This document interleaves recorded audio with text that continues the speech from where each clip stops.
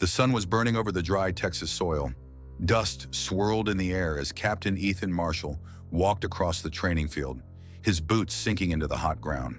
He wasn't just any soldier, he was a leader, a teacher, and soon he'd become something more. That's when he met Bravo, a restless dog, rejected time and time again by handlers who couldn't see past his wild eyes and anxious movements. But Ethan did. He saw something no one else could. Not just a fighter, but a soul in search of purpose. What began as a simple partnership slowly turned into something unbreakable, a silent bond built on trust, respect, and loyalty.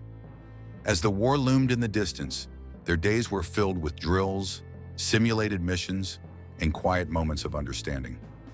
Side by side, Ethan and Bravo became more than a team.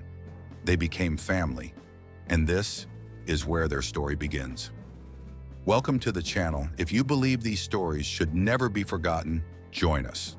Subscribe now and turn on notifications to help keep every memory, every voice alive. Without further delay, let's get straight to the point. Touching down in Iraq felt like stepping into another world, one where time moved differently, and every breath came with a quiet tension. The sky was a pale orange, hazy from the heat and smoke drifting in from nearby roads. Ethan Marshall, once a calm and steady captain back in Texas, now had to guide his men through a place where danger often hid beneath silence. Beside him was Bravo, his loyal companion, a dog whose sharp senses had already proven to be more than valuable. They were part of Echo 7, a close-knit unit tasked with patrolling the outskirts of Fallujah. It wasn't just the heat or the long walks that wore them down, it was the uncertainty. A quiet alleyway could seem calm one minute and be filled with chaos the next. A locked door, an empty toy, or even a pile of sand could hide more than anyone wanted to imagine. But Bravo was the difference. On their very first mission, he froze mid-step, nose to the wind, eyes locked on a seemingly harmless stack of crates near a village entrance.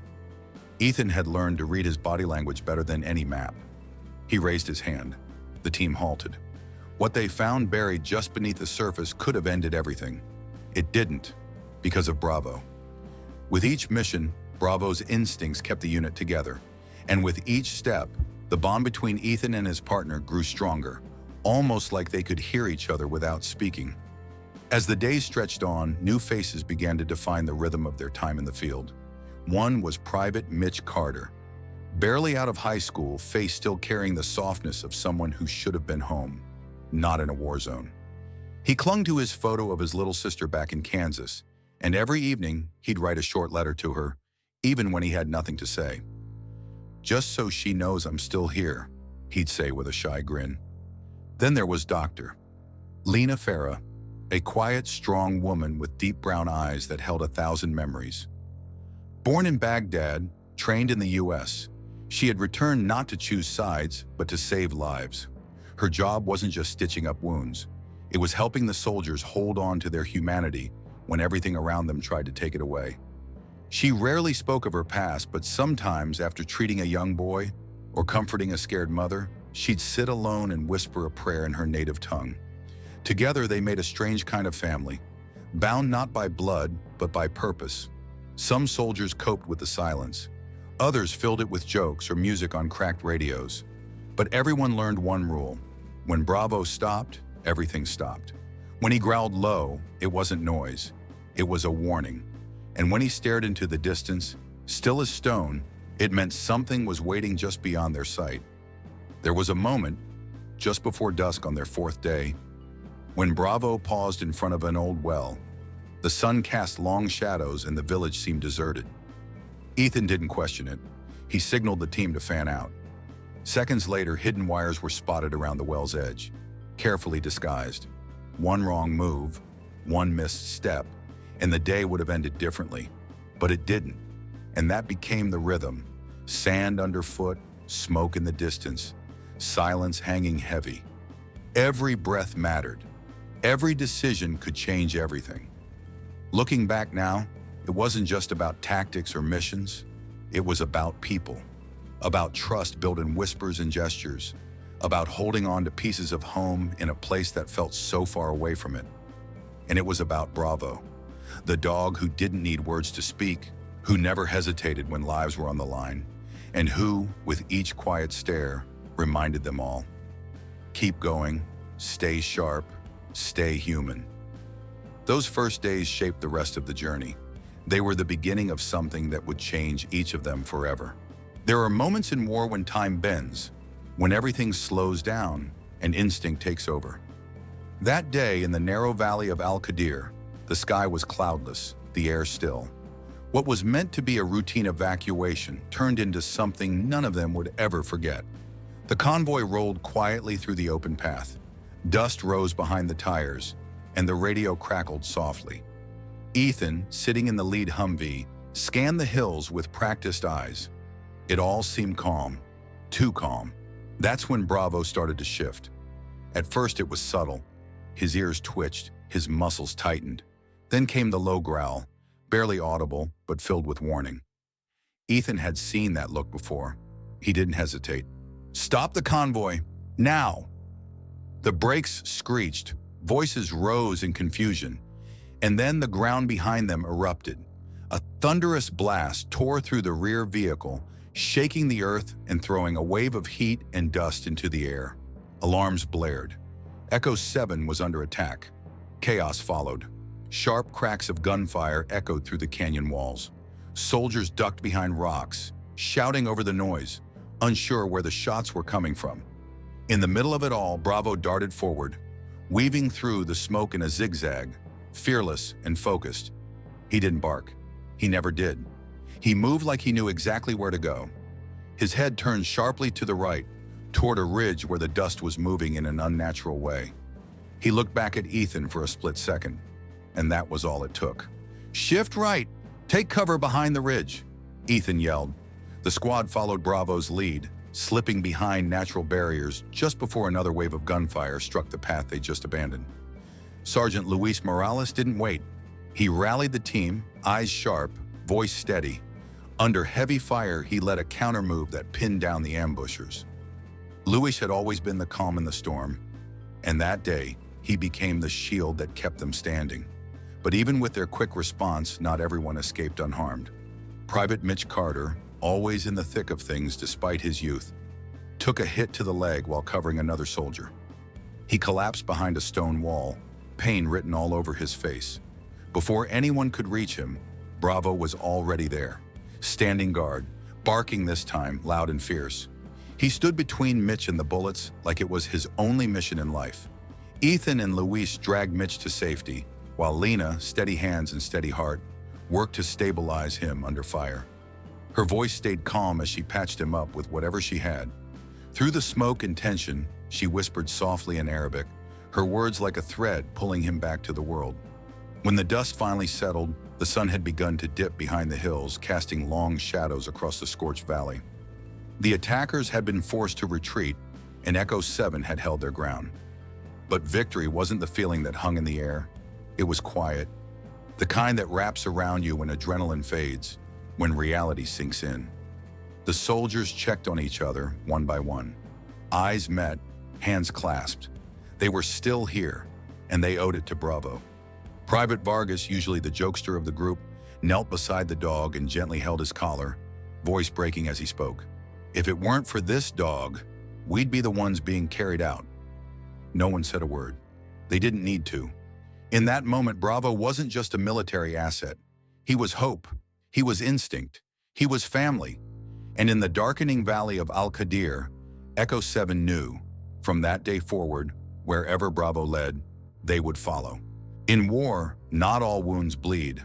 Some hide beneath the surface, silent, heavy, and hard to name. The days after the ambush in Al-Qadir brought no celebration, just more dust, more waiting, more silence that crept into the corners of the mind. Captain Ethan Marshall still wore the same calm expression. He still gave orders, checked maps, and walked the perimeter with steady boots. But something inside him had shifted. He started waking up in the middle of the night, chest heaving, eyes wide, heart racing. Sweat soaked his shirt, even in the cold desert mornings. Sometimes he'd sit up, staring into the dark, hearing echoes of things that weren't there. The blast, the gunfire, the cries.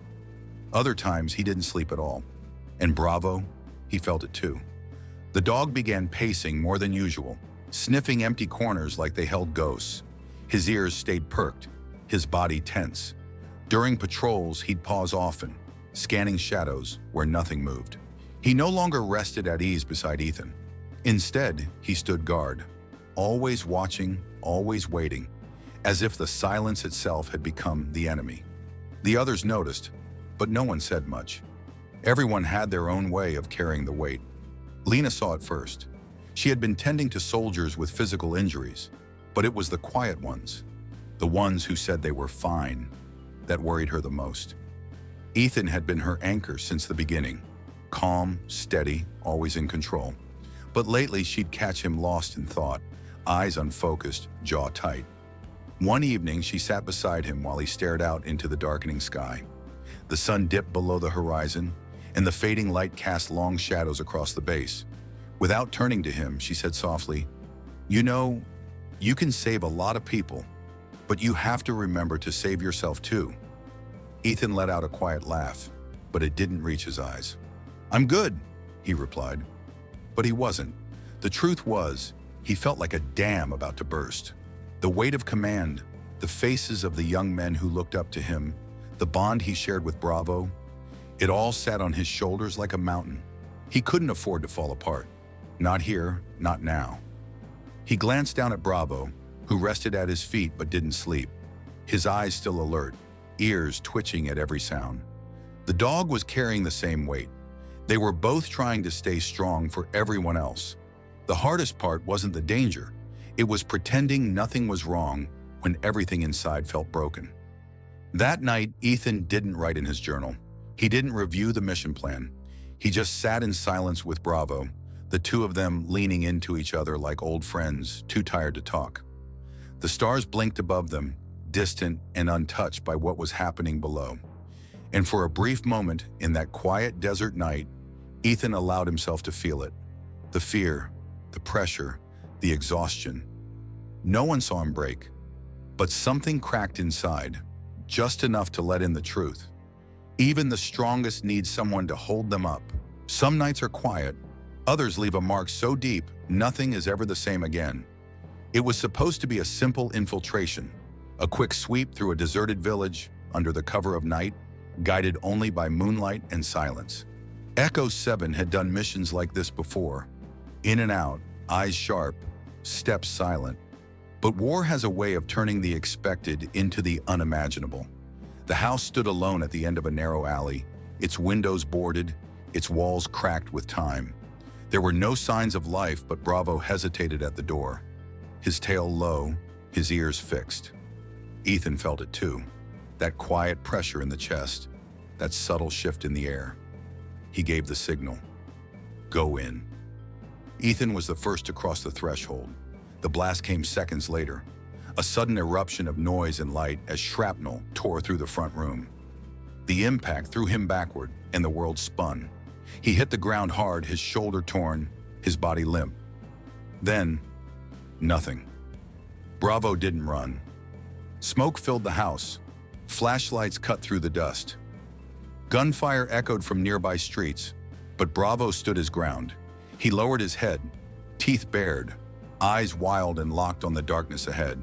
His instincts told him to move, to survive, but his heart refused to leave. He growled low and steady, his body covering Ethan's like a living shield. Every second dragged like an hour. Flares lit the sky. Footsteps rushed past the door. The mission had gone wrong, and help was far away. Outside, the team fought to push back. Inside, Bravo stayed. He didn't flinch. He didn't sleep. He watched over his captain as the crossfire raged. Minutes turned to hours. And then, headlights, voices, reinforcements. When the rescue unit broke through the door, weapons raised, all they saw was a dog lying still atop his handler, trembling but unharmed. Ethan, unconscious but breathing, rested beneath him. Bravo didn't bark. He didn't move. He just looked up, eyes wide as if asking, "Why did it take so long?" They carried Ethan out on a stretcher. Bravo followed without needing a command. He stayed close, step by step, never letting the medics out of sight. It wasn't just loyalty, it was something deeper, something human. Back at the base, drone footage from the mission was reviewed. It showed Bravo pacing in the shadows, defending his captain, guarding him like a soldier in the trenches. No hesitation, no fear, only duty. Within days, the images had spread beyond the walls of the outpost. Messages poured in from around the world. Soldiers, families, strangers moved by what they'd seen. In the narrow halls of the base, one phrase kept repeating, "A dog with the soul of a soldier." And they were right. That night changed everything, not just for Ethan, but for everyone in Echo 7. It reminded them that courage comes in many forms. Sometimes it walks on 4 legs and sleeps by your side without asking for anything in return. Bravo didn't earn a medal. He didn't need one. He had already proven what no medal could ever capture. The helicopter blades echoed above the base as the sun rose over the desert. Ethan lay strapped to a stretcher, his shoulders still wrapped in gauze, his body weakened but alive. The mission had ended, and now it was time to leave the battlefield behind. But not everything made it out. Somewhere between the chaos of transport and the shuffle of changing units, Bravo vanished. There was no alarm, no message. One moment he was there, beside the medics, walking quietly by Ethan's stretcher, and in the next he was gone.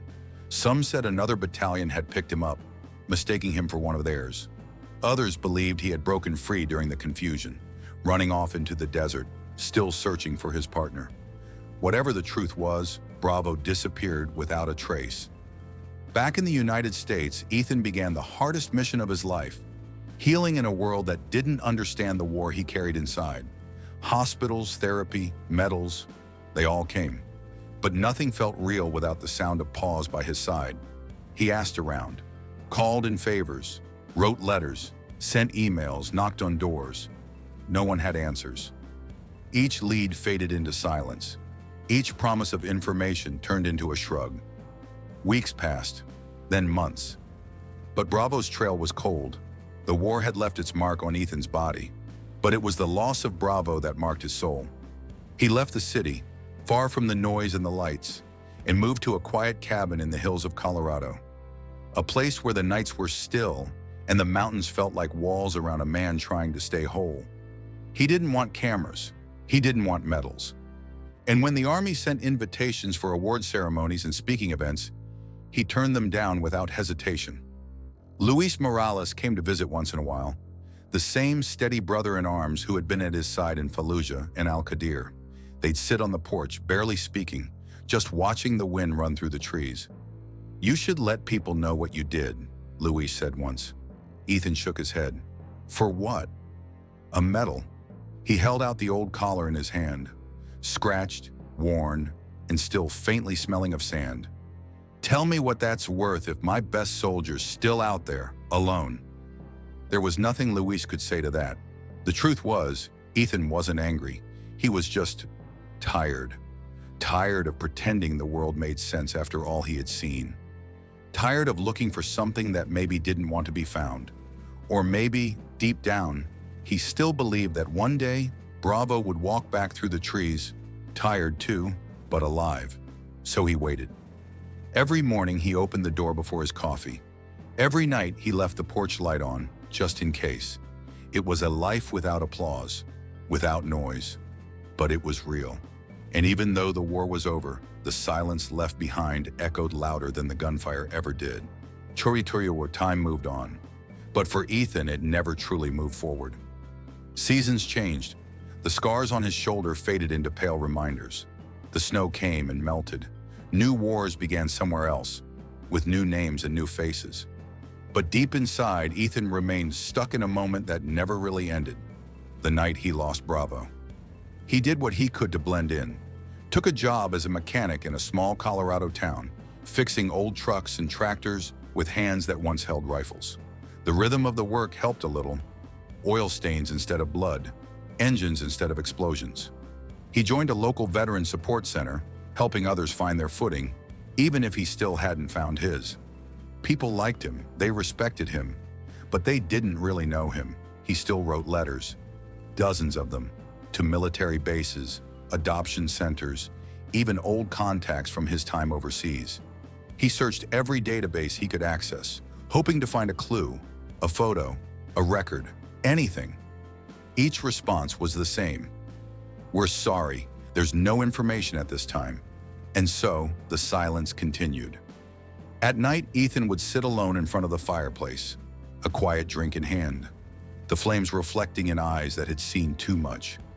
And sometimes, when the fire cracked just right, his mind would drift, back to the desert, to the dry wind against his skin, to the sharp bark that always came a second before danger.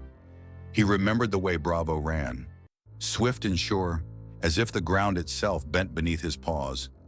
He remembered how the dog never looked away when things got dark. Bravo's eyes never judged. They just stayed on him, steady like an anchor when the world began to spin. The memories came in flashes. Bravo sprinting across an open field, ears back, eyes focused. Slow motion in Ethan's mind. The feeling of that thick collar in his grip. The quiet nights in the tent, Bravo curled at his feet, rising only when something stirred in the wind. No words, just presence. And now, only silence. Sometimes he dreamed of finding him. A whistle through the trees, a rustle in the leaves, and there he'd be. Older, maybe limping, but still Bravo. And in that dream, Ethan would drop to one knee, arms wide, and finally say everything he had held in for all those years. But dreams fade with the morning, and still the porch light stayed on. It was a gray morning, the kind where the sky feels too heavy and the wind carries more than just cold. Ethan had just finished feeding the chickens behind the cabin when he heard a knock on the door. It was soft, hesitant. Not many people came this far up the road. He opened it to find a young woman standing there, wrapped in a thick coat, boots dusted with snow. She held a folder tight against her chest like it might slip away if she loosened her grip. "Mr. Marshall?" she asked, her voice gentle. He nodded. "My name's Emily. I volunteer at the local shelter. I'm also a nurse. I think you'll want to see this."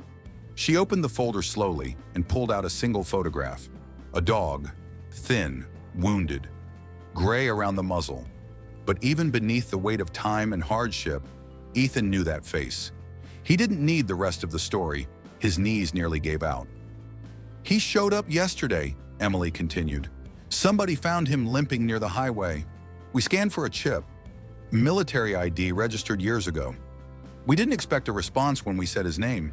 But," she looked up, her eyes soft. "When we said Bravo," he lifted his head. Ethan didn't speak. He didn't need to. The truck ride to the shelter felt both endless and far too short. Memories came rushing in faster than he could stop them. Dusty roads, burning skies, the sound of boots in sand, and the silence that had followed him home. And then, there he was. In a quiet corner of the shelter, wrapped in a warm blanket, lay the dog who had once faced fire without flinching. He was older now, thinner, worn down, his coat dull, his body marked with old wounds. One leg trembled slightly as he shifted to see who had entered. Ethan stepped forward. "Bravo," he whispered, the name catching in his throat. At the sound of that voice, Bravo lifted his head. His eyes searched the room, and then they found him. For a moment, the world went still. Bravo didn't bark. He didn't leap. He just stared. And Ethan, for the first time in years, dropped to his knees and let the tears come. They weren't tears of sorrow. They were something deeper, a release of everything he had carried in silence. The fear, the guilt, the hope. Bravo placed his head gently against Ethan's chest, letting out a soft, weary breath, as if to say, "I made it back." Emily stepped back, letting the moment unfold. No cameras, no reporters, just two old soldiers, one man, one dog, finding each other again in a world that had tried so hard to pull them apart. Ethan ran his fingers through Bravo's fur, feeling the rough patches, the old scars. "You're home," he said, voice cracking. And this time Bravo closed his eyes, finally able to rest. Healing doesn't happen all at once. It comes slowly, in quiet moments, small steps, and the steady rhythm of hope returning. Bravo's recovery was not easy. His body was worn from years of wandering, his movements stiff with age. He limped at first, ate little, and sometimes whimpered in his sleep. But he was safe now, and he was home. Ethan cleared space in the backyard and built a small shelter, careful and precise, just like he'd been trained to do. He lined it with blankets and placed it near the trees, thinking it would give Bravo peace. But Bravo had other plans. The first night he lay beside Ethan's bed, the second night too, and by the third, Ethan gave up trying to move him. That's where he wanted to be. Not in a house outside, but close, where he had always belonged. They began walking together every morning, slowly at first, down the winding path that circled the woods behind the cabin. No leash, no commands. Just two soldiers with matching scars, finding their rhythm again in silence. Word spread. Luis Morales was the first to visit.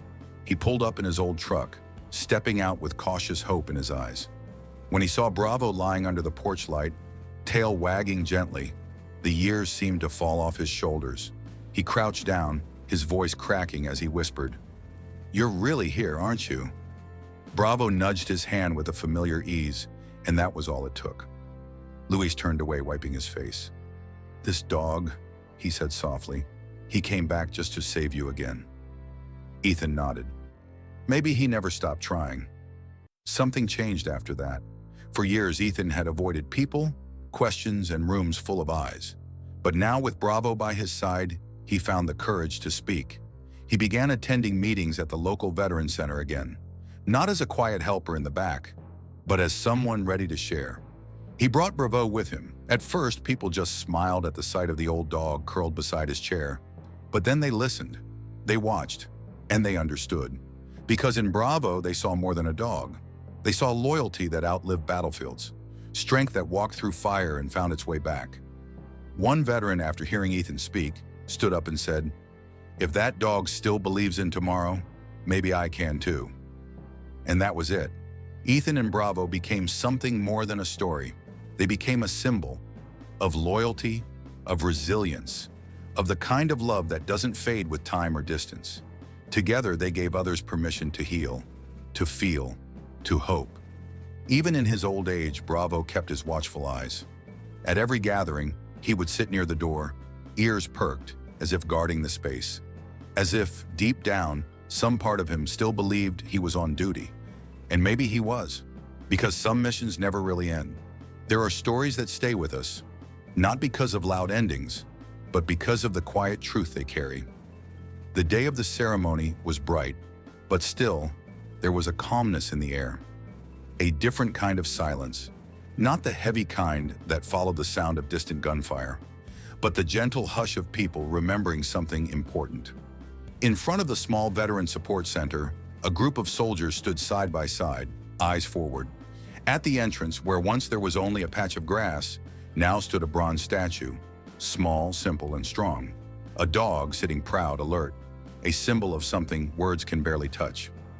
Below the statue, a plaque read, "Loyalty is the courage that never retreats."